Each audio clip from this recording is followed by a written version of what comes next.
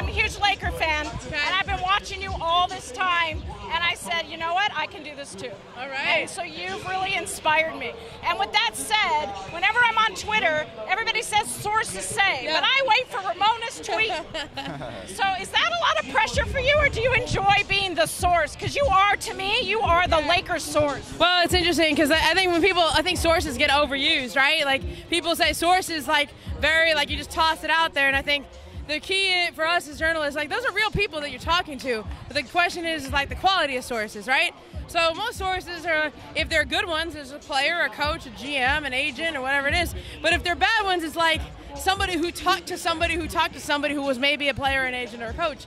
And so I think it's my job, like if I'm gonna put my name on something, that I make sure I feel pretty good about it, and usually, you know, 2 is better than 1, right? So, yeah, it's pressure, but, you know, at the same time, I learned early on, you don't guess at something. You make sure you're right. So what are you looking forward to this season? Who do you think's going to be the big surprise on the team? I don't know about to say surprise, right? I think Brandon Ingram is going to be a really good player in this league. The question is how long will it take for him to develop, right?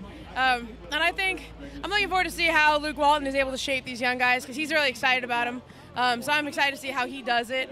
But I think they're still a ways away, 2-3 years away from really getting back to respectability and even into the playoffs. Who do you see stepping up as a leader of that team with so many young guys? I think Jose Calderon is a big guy for them. It was a sort of an underrated acquisition that they made there. But really, they went out and got Lute Olson for his leadership ability. That's why you pay a 32-year-old guy that much money, because they know they need strong veteran leaders on that team with a bunch of kids, and it was one of the mistakes they made in the past, is not having the right guys in that clubhouse, in that locker room.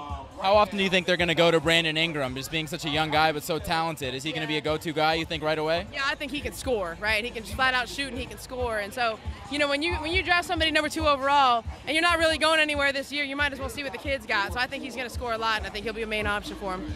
With all these Wildcat coaches come in, we have a vested interest in Wildcats. How are things changed in the atmosphere? Has anything changed? You go to Arizona?